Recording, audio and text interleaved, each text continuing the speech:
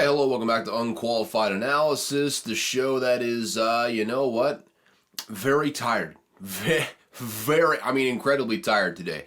I've been sleeping like real bad over the last couple of nights, so going into this off day tomorrow, your boy is about to sleep better than a child, actually, because I'm not going to be waking up crying in the middle of the night with poop in my pants. I'm going to be, sleeping through the entire night. Your boy needs it. That's all I'm going to say. Your boy needs it. But with that said, we're wiping all that to the side. I just pounded a cup of coffee. So you know what?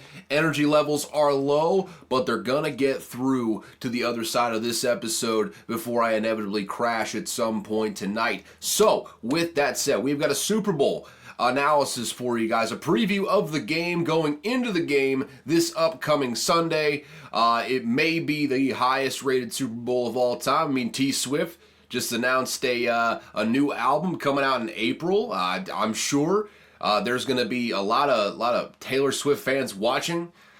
Unrelated to that, but hey, there was some news from last night. Tracy Chapman, Luke Combs sang "Fast Car." That's cool. Trust Free. But a lot of other people do, so, I'm making brief mention of it. That's cool. Grammys, awards, popular music, films even. Are Grammys films? I don't think Grammys are films, actually. But, awards, ceremonies for awards, people walking red carpets. That's really not what we're talking about today, and I don't have a whole lot of time to putz around here at the top of the episode because we got a loaded one for you. I mean, we had a whole bunch of coaching headlines over the course of the last week or so in NFL.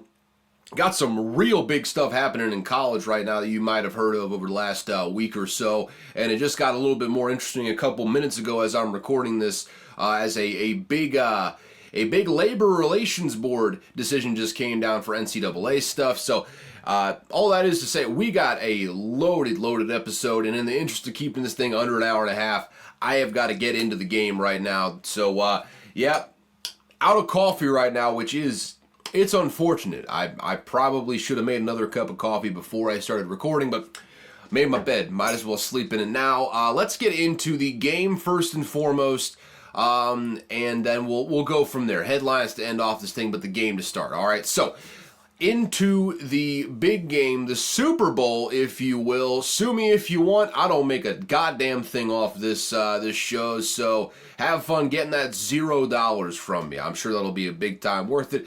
But yeah, the Super Bowl, we have got ourselves a dandy of a matchup here, folks. You already know what it is. It's the 49ers. It's the Chiefs. It is in Las Vegas, Nevada. The 49ers are very unhappy with their accommodations practice-wise at UNLV right now from what I'm hearing over on the shows and whatnot. Seems like the information would say that the NFL laid down sod there just last week.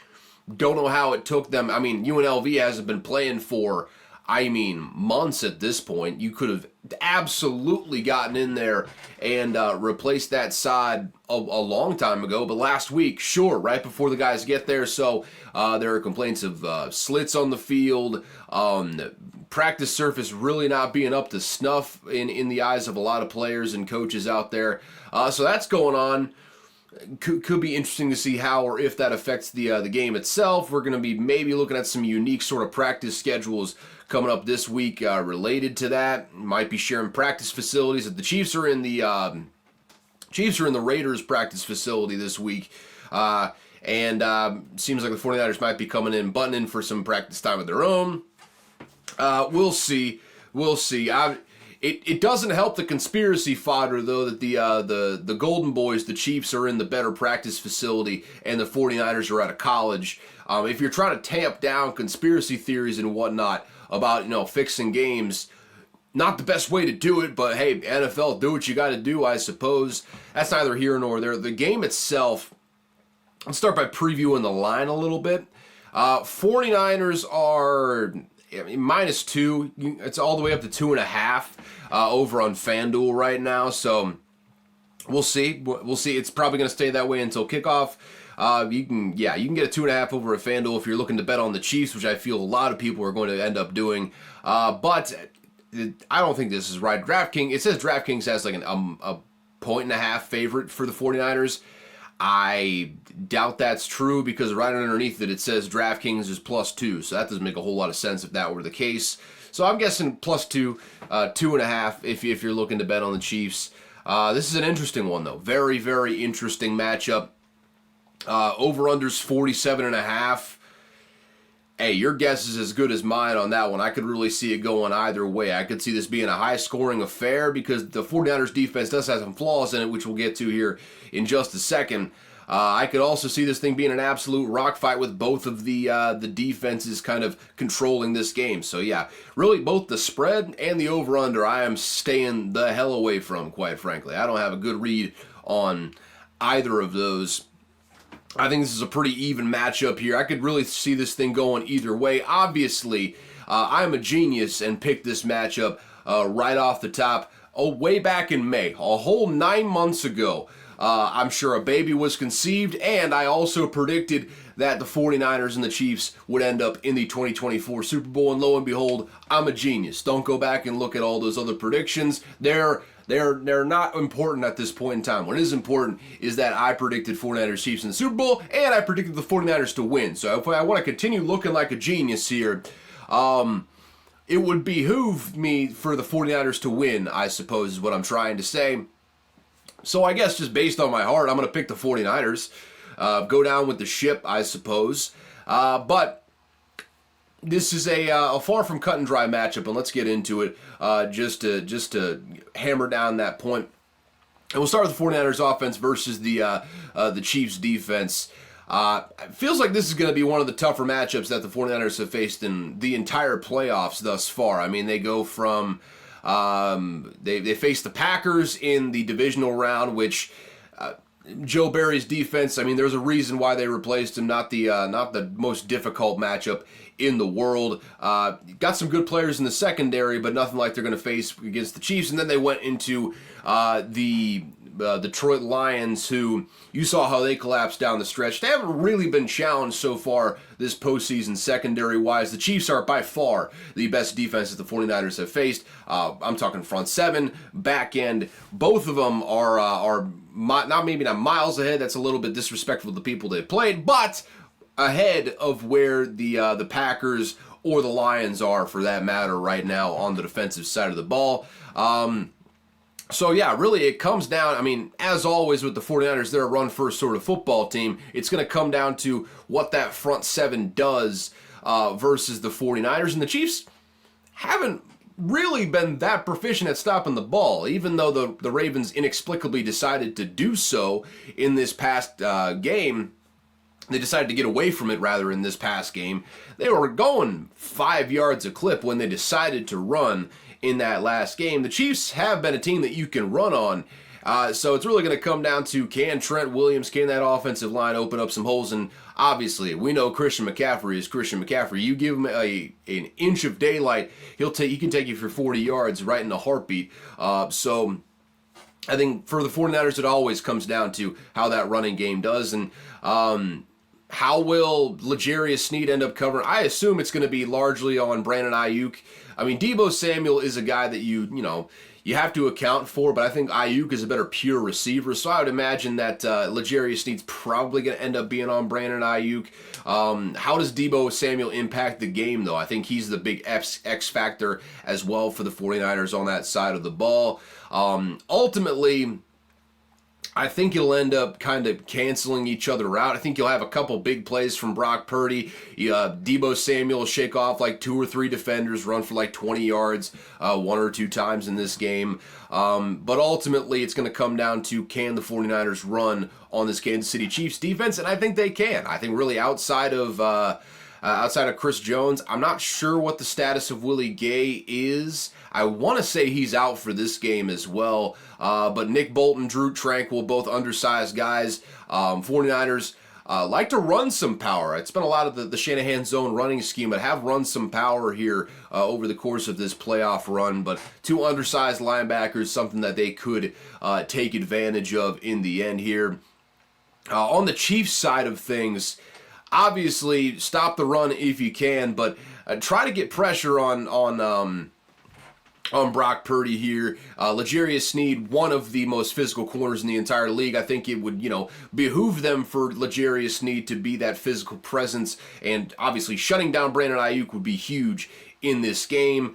On the back end, Justin Reed is going to have his hands full with George Kittle, man. He's going to have to win in that matchup, or otherwise we're going to be seeing seam shots down the field from Brock Purdy to George Kittle in this game. And I'm looking forward to seeing how this thing turns out. At the end of the day, I do think this matchup, if you will, it's going to hinge on whether or not the 49ers can run the ball consistently, and I do think that they will be able to. So once that run game opens up, really the entire 49ers playbook opens up. You do have to take into account Kyle Shanahan just doing weird things sometimes in games of this magnitude, but that notwithstanding, I think the 49ers have a good chance to move the ball on this Chiefs defense. The Chiefs secondary is just going to have to create some turnovers, I think. Create some turnovers, get some pressure on Brock Purdy. Try to keep him contained. He had a couple of those breakaway runs this past week that just kill you if you're a defense. So keep him in the pocket, try and get some pressure on him, and see where it goes from there. I like the 49ers a lot on offense in that matchup. And let's switch this thing around. Chiefs offense versus the 49ers defense. This 49ers running defense has been very vulnerable. I mean very, very vulnerable. They've been run on all postseason. I mean, the Lions in the NFC Championship had an absolute field day in the first half versus this 49ers front seven just running straight at them. I mean, Montgomery was just running wild on you, brother. And it's really one of those things where I think it works in the Chiefs' favor, because you look at how the running game kind of shook out for the Lions in the last week. The speed guy, Jahmyr Gibbs, didn't have the greatest day in the world. I would know because I bet on him and lost money. Neither here nor there. The guy that did have a big-time performance, though, was David Montgomery. That kind of physical, run-straight-at-you style doesn't seem like a style that the 49ers necessarily want to play in a running back. Lo and behold, Isaiah Pacheco runs like, the angriest person alive, like you stole his money and he is looking to exact revenge on you. Well, really, you stole his money, he came to you to get that money back, and you've already spent it on groceries or whatnot, or I don't know, any sort of thing you spend money on. So he just wants to exact physical revenge upon you. Physically, just beat the hell out of you. That is the way that Isaiah Pacheco runs. And for that reason, I am so confident that Isaiah Pacheco is going to have a huge game in this one. And not betting advice, boys and girls, bet responsibly. I have, however, placed the largest bet I have made this season on Isaiah Pacheco to go over 67.5 rushing yards. And in fact, that is my one bet in this game. I'm not picking either side officially. I'm not putting that on the gambling record. I'm not placing any money on the spread or the over-under. But Isaiah Pacheco's rushing prop, 67.5, I think is going to be pushing 100 yards. I have put the largest bet I have made this season on Isaiah Pacheco. Let us ride, ladies and gentlemen. That's how strong I feel about him in this game. I think he is in for a really, really good one. The 49ers secondary isn't quite as vulnerable as some teams that the Chiefs have faced in the past, or not quite as vulnerable as the 49ers front seven, really, even. But when you got Patrick Mahomes, anything is possible. I think that they're going to have a tough time matching up with Travis Kelce. I say that, but Fred Warner is still out there, and he is the best coverage linebacker in the entire NFL. So that might end up being a moot point. They may have to lean on the running game. And in fact, with the decided advantage, I say, that the Chiefs have with the offensive line, with Isaiah Pacheco and his style of running, I think it would behoove them to, if they can, pass 40 or less times, or less than 40 times, and run the hell out of the ball. Unless you're behind and you really need to give Patrick Mahomes the ball and say, hey, go win us one. I feel like running the ball is going to be the path to success for both of these teams, which will make me lean the under. When you get into those big-time rushing sorts of games, Doesn't necessarily lend to a whole lot of scoring in a lot of situations unless you're in like the UCF glorified option offense down there. No disrespect to UCF, but they know what it is. They understand what it is. Not really an NFL offense. But that being said, yeah, in the NFL, when you got two teams running at each other, it lends itself to under football. I think this is going to be a tough physical matchup where you're going to have some big plays here and there, but mostly I think this thing's going to be centered around the running game. I think it's going to be a close matchup. I think it's going to be a good one. And ultimately, my heart and my ego is picking the 49ers. I don't have a great read on this game overall. I think it's a fairly even matchup when it's all said and done.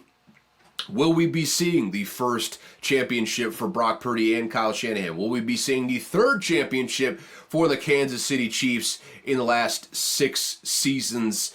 We're going to find out, folks. We're going to find out. But, that's my pick is the 49ers. I think they win this championship. I'm not putting any money on that, like I said. But keep in mind, Isaiah Pacheco, over 67.5 rushing yards. We're cheering for that because your boy can win some good money if that does, in fact, happen. There's the Super Bowl for you right there. Only one game to go in and analyze. So yeah, that's a quick 15 right there. With that said, let's pull up some headlines, shall we? First and foremost, there were a couple things that I missed last week. First and foremost, I totally just said that there was going to be some suggestion box type of stuff from me about what CBS should do, some announcer controversy, and then I just never got to it. Here's what I should have said. I think CBS should throw a bag at Greg Olsen to get him next to Jim Nantz, and I don't give half a shit what happens to Tony Romo, man. I'm so over Tony Romo. He is bad. He's not very good. By far the worst color commentator they've got in the top booths. Get Greg Olsen. He's about to be kicked out of the #1 spot on Fox by Tom Brady, so perfect opportunity to swoop in, make the hard decision that maybe burns a bridge, but puts you in the right direction broadcasting-wise. I think Greg Olsen is a light years better announcer than what Tony Romo is. Go throw a bag at him. Get him next to Jim Nantz. Both of those guys deserve it. I think Jim is fucking fed up with Tony Romo right now. Brandon Ayuk catch. I mean, don't know how I didn't hit this one when talking about the NFC Championship game. Brock Purdy throws an interception, bounces off a Lions defender's hands, I believe, either hands or helmet. Either way, something embarrassing. Into Brandon Ayuk's hands. Brandon Ayuk goes down right to the goal line. They score a touchdown on that possession. That's just... classic football right there. Also, talked about Dave Canales getting hired by the Carolina Panthers last week. Forgot to mention the little fact, and heard a little bit more about this as the week went on. Dave Canales wrote a book with his wife, basically just detailing all the times that he cheated on her and how their marriage survived. I'm sure everyone is going to be mature professionals in that locker room, and not one person will be making jokes about that at any point, especially if the team starts losing.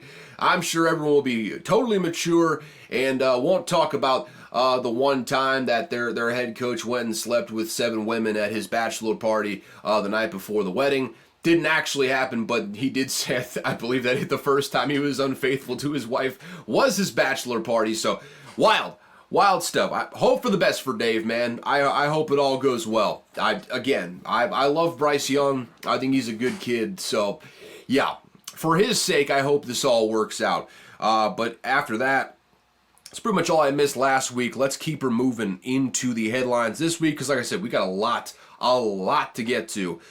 First and foremost, let's hit the NCAA stuff because this is kind of getting a little major, a little fast here. First off, This popped up at the end of last week after the NCAA leaks that sanctions are possibly coming for Tennessee. That they're under investigation for level 1, level 2 violations after the 100 stacks in the McDonald's bag thing with Jeremy Pruitt. All that stuff happened. The SEC and Big Ten are forming an advisory committee to, quote, look at the entire college sports landscape and solutions within it. So definitely not an alliance. Don't call it an alliance here, folks.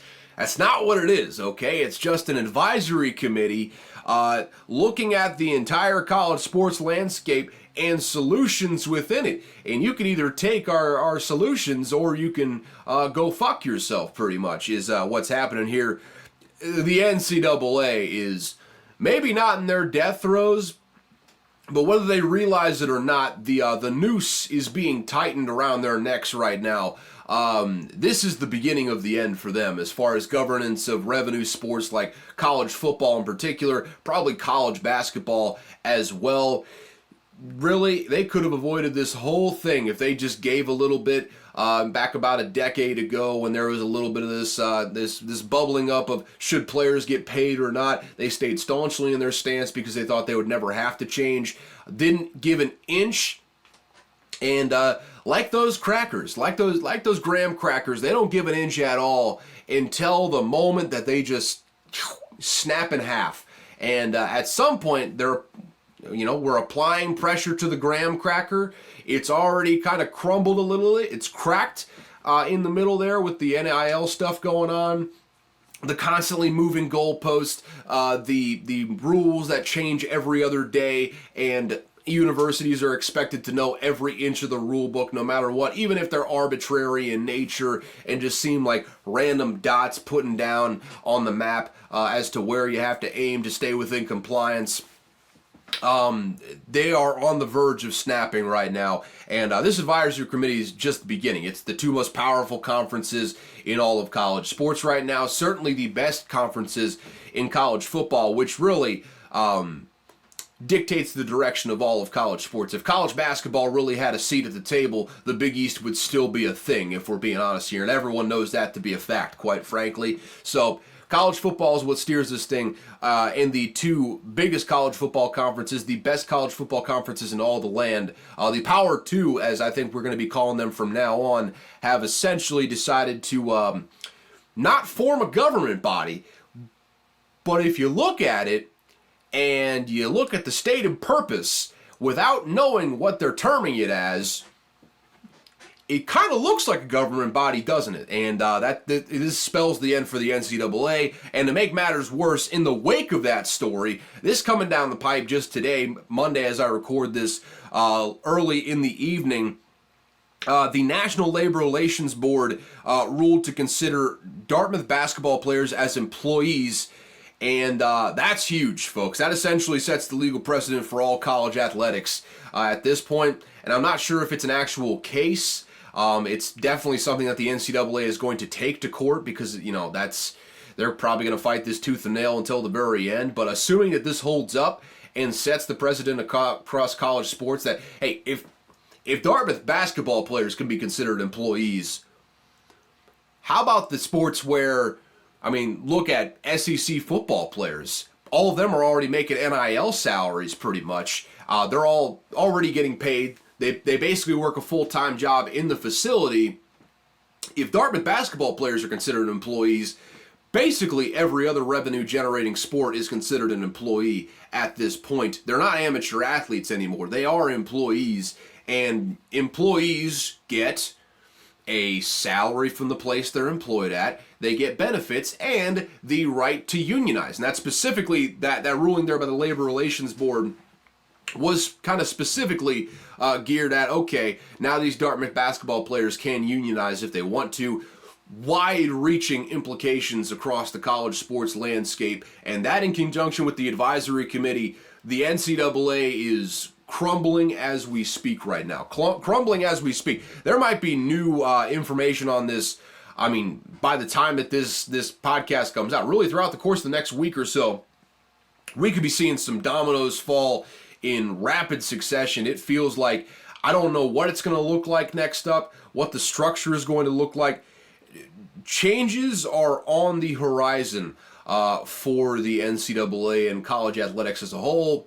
And it's probably a good thing, quite frankly. If we can make these commitments, at the very least, freshman, sophomore year commitments, and then you can reevaluate if you want to enter the transfer portal after junior year. Obviously, give each kid that's on the football team like a $40,000 to $50,000 stipend a year. livable wage, certainly affordable to live within a college town and have a little fun on the side, which is all you really need for most of these guys. And then let NIL be the separator as far as the upper end of the salary spectrum is concerned. And by the way, I said this basically even before that the NIL became a thing, and even before the transfer portal became a thing. I was just a wee lad in college tweeting that, hey, you know what the NCAA should do is just provide these kids a livable stipend and then let NIL be the separator on salaries. And lo and behold, it looks like they're going towards that model. Who would have thought? Who would have possibly thought that that could be a resolution to all this? But that is, yeah, the real problem is the transfer portal and the ease with which guys can jump from place to place to place.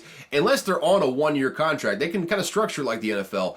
But I think the baseline for guys coming in out of high school should be a 2-year commitment and then reevaluate after that 2 years. The way it is right now, where guys can just jump from place to place to place, not sustainable at all. So I think there are going to be some good changes on the horizon, probably some tough decisions as far as non-revenue sports are concerned, but yeah, big stuff happening with the NCAA right now. We are in a crazy time to be a college football fan. Also, coming across my phone at this very moment, the Giants have hired former Titans defensive coordinator Shane Bowen to be their new defensive coordinator per sources. That according to Diana Rossini. And the Titans had a really good defense this last year. I believe he was the one calling the defense. I can't remember if Mike Vrabel called defense or if he was just very heavily involved in the game plan. But yeah, Shane Bowen did a good job with the Tennessee Titans this last year. So seemingly good pickup by the Giants. We'll see if Brian Daboll can play nice in the sandbox. He hasn't really shown to do that as of yet. So with that, dramatic stuff going on right now. And it's just as dramatic in the NFL. This happened not too long after I posted the last episode. In a shocking twist, the Lions offensive coordinator Ben Johnson withdrew his name from consideration for the remaining head coaching openings. He will be back in Detroit next year. Reportedly, his asking price spooked some teams, $50 million a year, according to Shefty. What an absolute coup for the Lions, though, man. They ended up, at the end of this thing, both their coordinators get interviews across the league for head coaching jobs. Ben Johnson withdraws his name. Aaron Glenn doesn't make the cut for the other one. So both coordinators are back. This is huge for the Lions. I think this really gears them up for a Super Bowl run next year. Load up on defensive talent. Continue to build through the draft on the offensive side of the ball. The Lions are in a good position. They just won 12 games this past season. Like Dan Campbell said, it's not going to be easy. They might never get back there again, but with what they've got coming back this year, 2024 is the year to make a run if you are the Lions. And they got their offensive coordinator back. And then there's some weird shot taking, like Ben Johnson saying that the Commanders' new ownership is basketball guys, wasn't sure about it. Commanders firing back through media back channels saying that Ben Johnson didn't interview well. Doesn't look great for either party involved right now, especially with Ben Johnson letting the Commanders know while they're in the air, in the plane, on the way to interview Ben Johnson, that he was withdrawing his name from consideration. Just a little bit of a messy situation there, but ultimately, with Johnson out, the Commanders hired former Dallas Cowboys defensive coordinator and former Falcons head coach Dan Quinn to be their next head coach. If nothing else, it'll be a good culture over there. I think he's got good vibes. Comes from the Pete Carroll coaching tree of good vibes and high energy. So he'll have that going on. Certainly a change of pace from what they got from Ron Rivera over the last several years. That being said, I'm not exactly sold on this.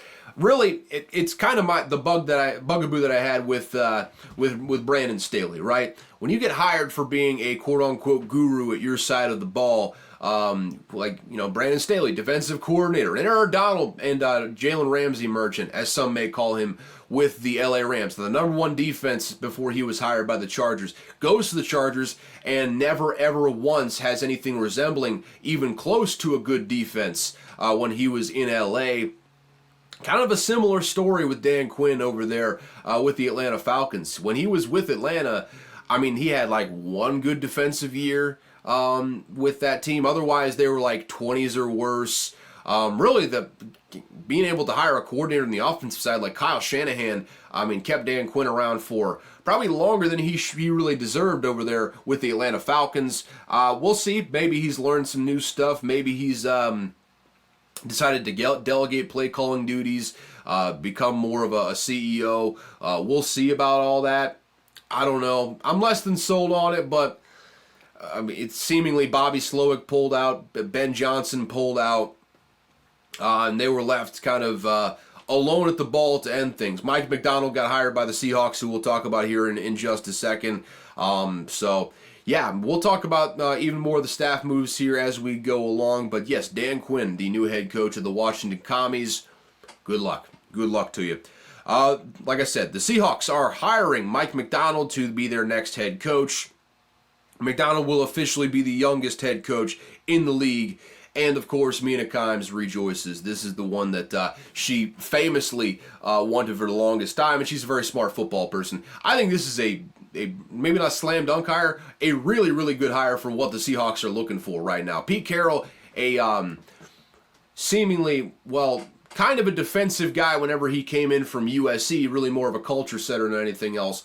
Mike McDonald, really hadn't been getting it done over the last couple of years, so Mike McDonald comes in after having, really put together one of the more creative defenses in the entire league. And not just that, a creative defense that just wreaked havoc on the on his opponents, on the opponents in the NFC West this year in particular. They beat the 49ers, really swept the NFC West actually. Beat the 49ers, beat the Seahawks, beat the Cardinals.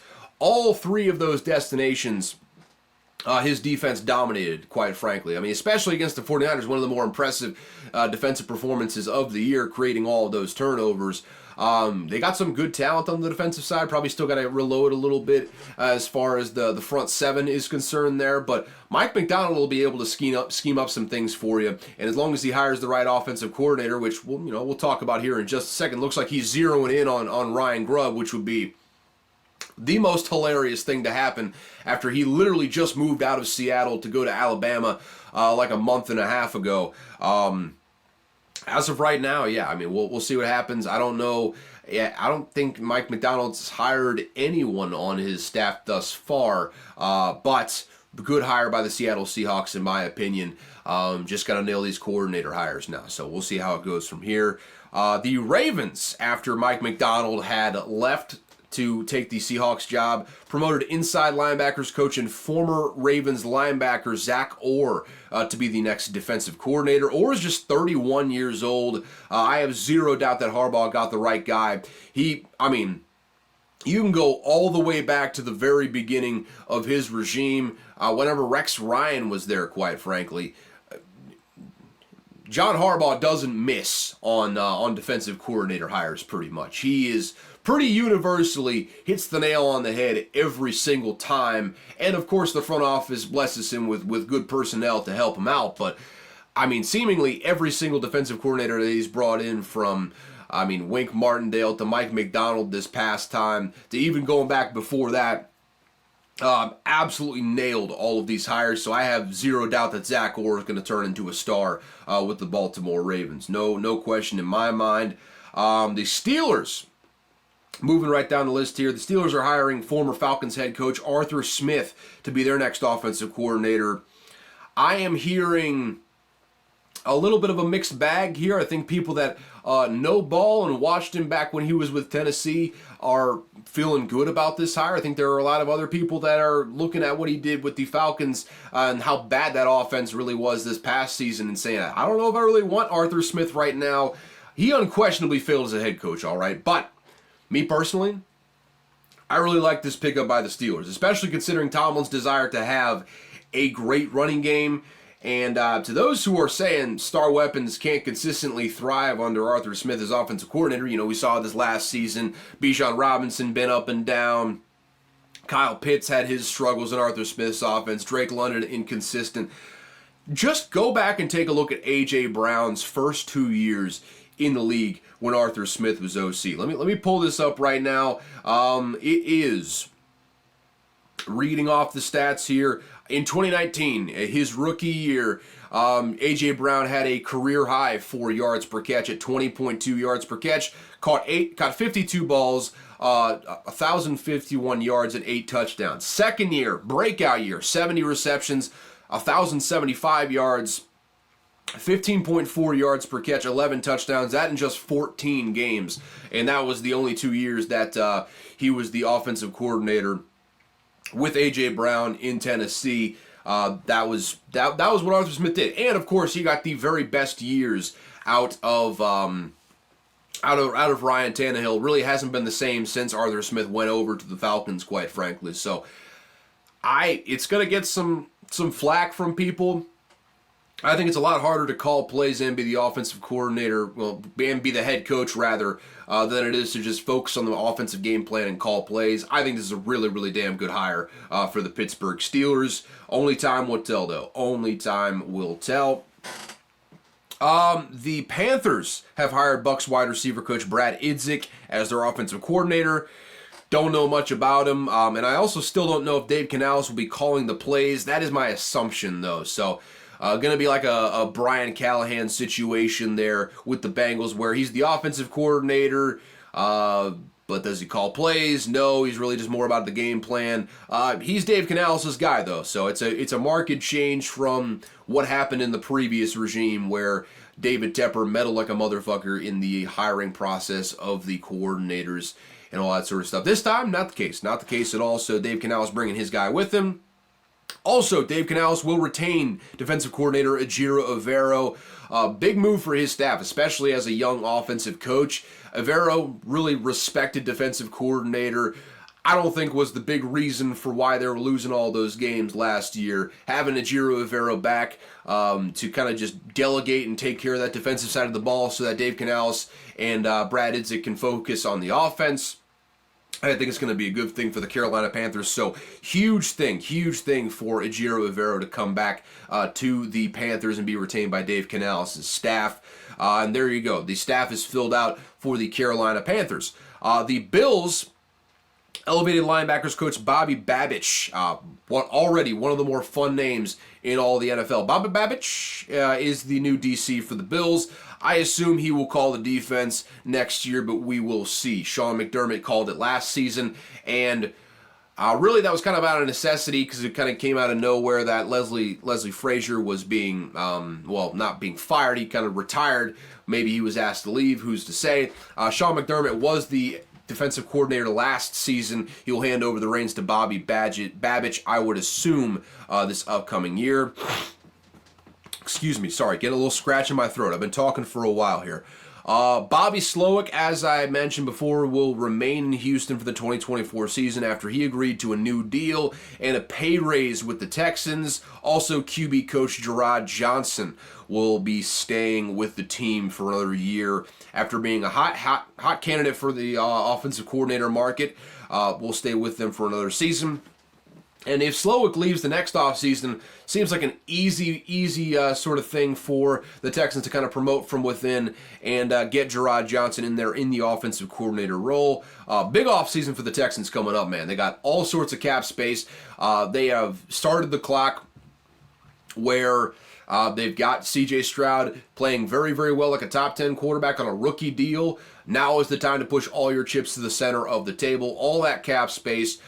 Good draft picks this upcoming year. It's time to capitalize, boys. It's time to go hard on the defensive side of the ball, personnel-wise. It's time to get a number one wide receiver in the in free agency. Hit on your draft picks. I think the Texans could be a real dark horse candidate to come out of the AFC and make a Super Bowl run this next year. They got 2 years right now. This year, this upcoming year, and the following year before they have to pay C.J. Stroud a massive contract. In that time, all the chips must be in the center of the table, and I'm looking forward to seeing what the Texans do this offseason. Like I said, it's going to be a big one for them. The Packers filled their open defensive coordinator position, and you're going to start to see a theme here. The Packers are hiring Boston College head coach Jeff Hafley as their new defensive coordinator. An out-of-the-box hire, but that fits the Packers' MO. By the numbers, Boston College hasn't been fantastic defensively since since Jeff Hafley got there. He was co-defensive coordinator in like a top 5 defense with the Ohio State Buckeyes, though, before he became the head coach at Boston College. And it's hard to recruit at Boston College, especially in this new era with the transfer portal and all that, though. So, yeah, we'll see. I feel like the Packers have been, defensive coordinator has been such a hit and miss proposition for them. It's been a tough time hiring for a while, but an outside of the box hire when they just came off of Joe Barry is not necessarily the worst thing in the world. We'll see. But Packers have a new defensive coordinator right now, and he's got a treasure trove of talent to work with right now. All sorts of first-round talent up and down that defensive roster. Let's see what Jeff Hafley does with it this upcoming season. A move they absolutely had to make if the Packers wanted to compete in this upcoming year in the NFC North, because it's a loaded division, folks. It is a loaded division. Titans hired Ravens defensive backs coach Denard Wilson to be their defensive coordinator on Brian Callahan's staff. Wilson was a hot name in the D.C. market, and Callahan is bringing in Jags passing coordinator Nick Foles as offensive coordinator. Also will be bringing his father, Bill Callahan, in to coach the offensive line, which is a damn good hire as well. One of the best offensive line coaches in the league. So with that, Brian Callahan filled out his staff, and hey, man, you got a defensive coordinator candidate that you're very familiar with the Ravens. That was a hot commodity, and you seem to understand why. So got that on the defensive side. Yet to be seen with Nick Foles. But you bring in your father, hopefully you have a good offensive line as a result. Bill Callahan, I think Brian Callahan filled out a hell of a staff here with what he's done so far. So I really like this staff he put together with the Titans. It's a high bar to clear to be better than Mike Vrabel that was this past season or any season before that, and you got some serious roster issues, but all things considered, the Titans are a loser organization, but Brian Callahan seemingly put together a good staff. So I'm interested to see what the Titans do. I think it's all, Rand Carthon, the ball is in your court. You have got to put some talent on this team via the draft, via free agency. You have just got to get the ball rolling this offseason. Like I said, ball is in your court, Rand Carthon, our favorite Star Wars smuggler in the Star Wars universe. Patriots hired Alex Van Pelt as their new offensive coordinator under Gerard Mayo. Van Pelt just got fired by the Browns following their playoff loss, so we'll see how it goes. He was never a play caller with the Browns, so might have just been a scapegoat sort of situation. I don't know. Kind of like the Raiders we're going to talk about here in just a second. When you hire a guy that just got fired from their previous location, it's a tough look. It's a tough look. So we'll see. We'll see. I think Gerard Mayo put together a good defensive staff. Offensively, we'll see how it works out. We'll see how it works out here, especially with a new quarterback presumably coming in this season. I'm sorry, I'm doing just disgusting stuff right now. I apologize. The Rams are promoting pass rush coordinator and linebackers coach Chris Shula to defensive coordinator. Yup, that's exactly the kind of Shula you're thinking of. He is from that Shula bloodline. He's the grandson of legendary coach and all-time great Don Shula. I believe Don Shula was a offensive guy. So, hey, we'll see how it goes. I know literally nothing about Chris Shula other than he worked his way from the bottom up. So, hey, good for him. Hopefully it works out for him. It certainly helps when you got Aaron Donald in the middle there. So, we'll see. Grandson of Don Shula, though, being in the coaching ranks. Never necessarily a bad thing to have those legacy names so long as they earn their spots. All right, so let's talk about this awkward situation with the Raiders here. The Raiders were set to hire Cliff Kingsbury. It seemed like there was an agreement in place. It all just came down to haggling over pricing and whatnot. Reportedly, I believe this was according to Schefter or, whisperings through the internet, the standard for coordinator positions is, especially maybe just offensive coordinator positions, is a 3-year contract worth however much the going rate is for an offensive coordinator nowadays. The Raiders apparently offered 2, and Cliff Kingsbury was like, I got other options that'll offer me 3, so take a hike. And now he pulled his name out of consideration. So the Raiders kind of had to scramble. We'll see what. Well, they were like, okay, I don't know what's going on, and they ended up hiring former Bears offensive coordinator Luke Getsy instead.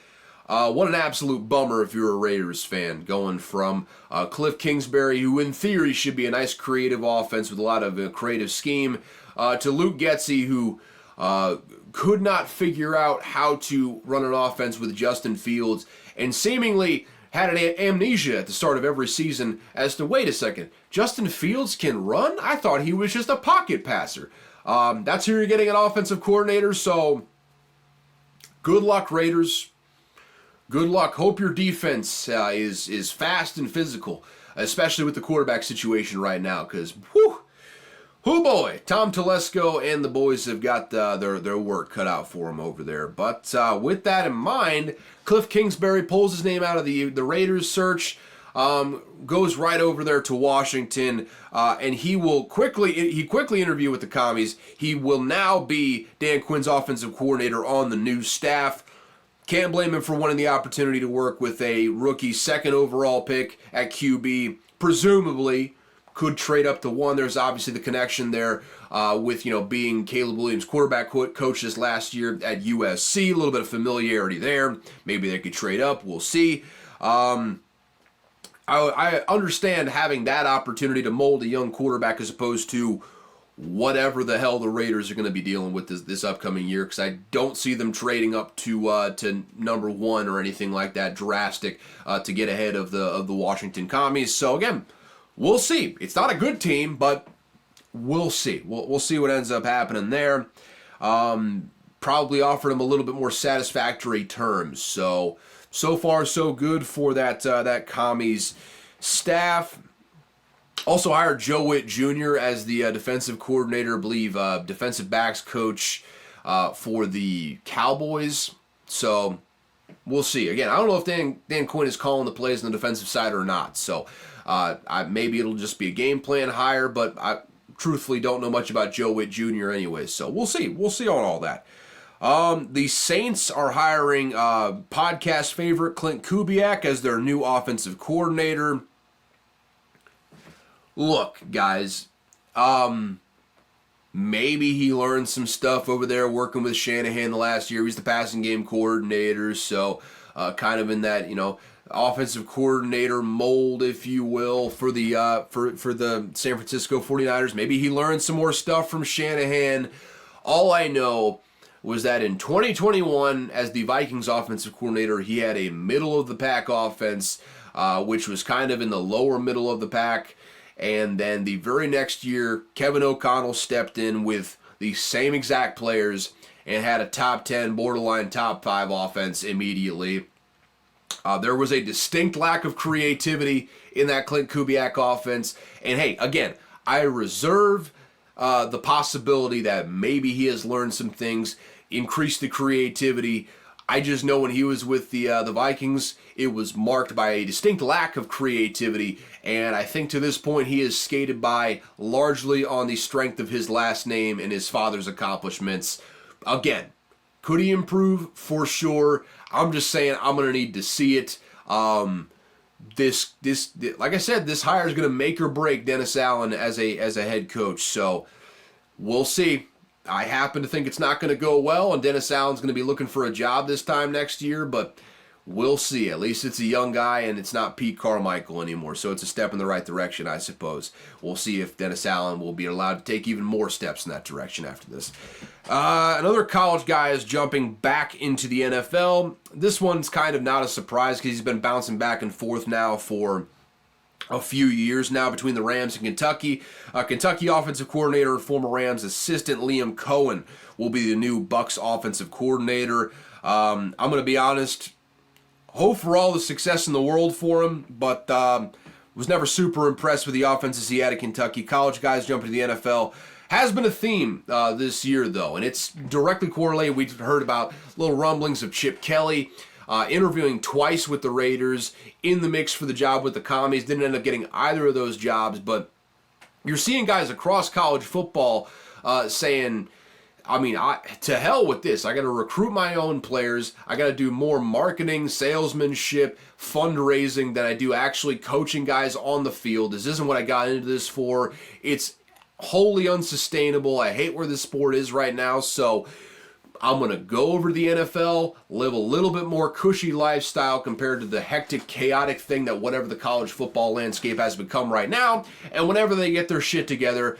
I'll just, make my foray back into the game with maybe an upgraded position if I end up doing well at the NFL level. So, yeah, that's just how this thing is going to go. And you're going to see more names like that until they get this sort of situated as far as structure is concerned going forward, until the upheaval stops happening with the NCAA, until we get this thing figured out. You're going to see more and more coaches like this, like Liam Cohen, like Jeff Hafley, making the jump over to the NFL side of things to try their hand at that for a little bit better lifestyle. So a theme to monitor here going forward as we go into the next football season for both NFL and college. Excuse me. Miami is hiring Ravens defensive line coach and assistant head coach Anthony Weaver as their new defensive coordinator.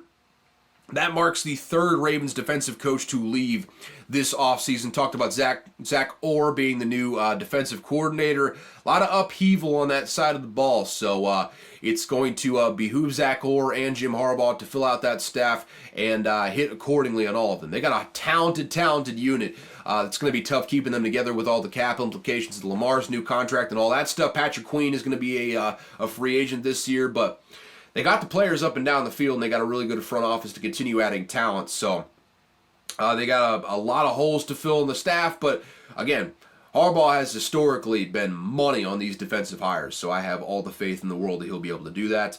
An NFL guy jumping to the college ranks, interestingly enough, Steve Belichick. Looks like he's headed to Washington, the university, not the commies, to be the new defensive coordinator on Jed Fish's staff. The two worked together when Fish was on the Patriots staff in 2020 before he took the Arizona job. This is a damn good pickup in my mind. The defense was not the problem for the Patriots over the last several years with Bill Belichick. And keep in mind, Bill Belichick was not the one calling the plays. Steve Belichick was the one calling the plays on the defensive side of the ball, and they were a consistent, top 5, top 10 unit every single year that Steve Belichick was calling these plays. I think he's a chip off the old block defensive mind-wise when it comes to how he calls a defense. I think it's a really good hire for Washington, especially with a unit that going to be basically turning over the entire unit. I believe 20 of 22 starters for the Washington Huskies national championship berth are going to be gone this upcoming year. So having a guy like Steve Belichick that can make a house out of a box of nails, as I like to say, is a really good hire. Jed Fish, kind of an NFL style of guy, really good program builder. I think he made a really good hire here with Steve Belichick. Also, already talked about Dan Quinn bringing in Joe Witt Jr. as the defensive coordinator on his Washington staff. Damn, we really burned through this thing. I probably should have taken a little bit more time on these headlines, shouldn't I?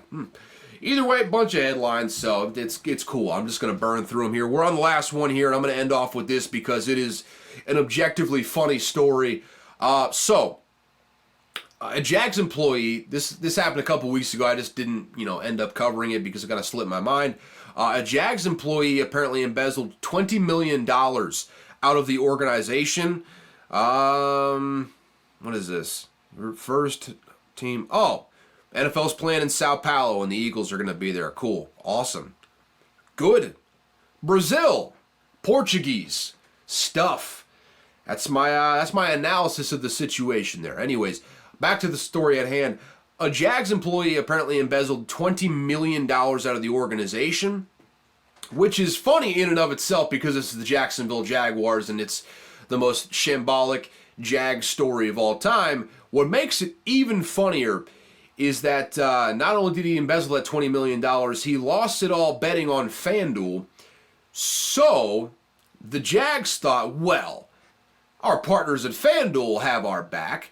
They decide to send an entourage there, an envoy, to say, hey guys, go to FanDuel, hat in hand, and they ask for their $20 million back. And I just want to know what the conversation sounded like. Was it a phone call? Was it a face-to-face meeting? What kind of bullshit that the envoy from the Jags had to just kind of, lay out there in order to make this case that, hey, FanDuel didn't steal the money, but they accepted the stolen money from this disgruntled employee that embezzled $20 million from the organization. What was the conversation right there? Were they just like, hey guys, we're close. We've been partners for quite some time. We've enjoyed your company. I hope you enjoy our company at this point. We've done good business together, right? So, I don't know, we had this one bad apple. Every organization's got bad apples. I'm sure you've had bad apples at some point as well. You understand what I'm talking about. Maybe someone that, takes a little here and there on the way out the door. You got to deal with them accordingly. Well, we had a bad apple do that. And they went onto your platform to, make a couple bets. They weren't very good bets. And next thing you know, they lost our $20 million. Could you maybe, since we're such good business partners here, as a show of good faith, could you possibly maybe give us our $20 million back? Hey, could be good. Hey, could be fun. Needless to say, FanDuel ain't doing that. They're not in the business of giving back money that was legally bet, even if the money that was used to bet it was not obtained in legal ways. They were legal bets, and the guy lost them fair and square, so I don't see FanDuel returning 1 cent of the $20 million the Jacksonville Jaguars lost. They're going to have to recoup that from the former employee if they can, is the main thing. I think, probably a lawsuit's going to happen here or there. But with that said, that's all we got for headlines. Keep in mind, folks, we got one pick for the Super Bowl, and that one pick is Isaiah Pacheco, over 67.5 rushing yards, my largest bet of the year. I placed a cool 5 units on that one. I feel really good on that. Boy, am I going to be just on the edge of my seat watching this game at the end of this week, rooting for that bet to hit. Outside of that, though, we're finished. We're done. Enjoy the football, everybody. That being said, though, this has been Unqualified Analysis. Thank you so much for tuning in. If you enjoyed, subscribe wherever you're listening to it, be it Apple, Spotify, YouTube, Amazon Prime, wherever. Just hit subscribe, share with a friend to help me grow this thing a little bit. If you want to follow me on social media, just follow me on X, Twitter, whatever the hell that stupid app is called, at Caleb Verzak.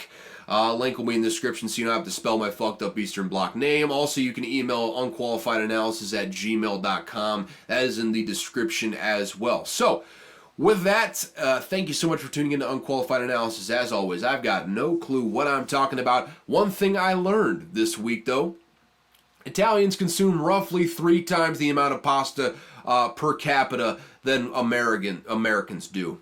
So, there you go. Italians, who would have thought? They eat a lot of pasta. All right. So, y'all have yourselves a good day. Have yourselves a good week. Enjoy the football, and I'll talk to y'all next Tuesday. See you later.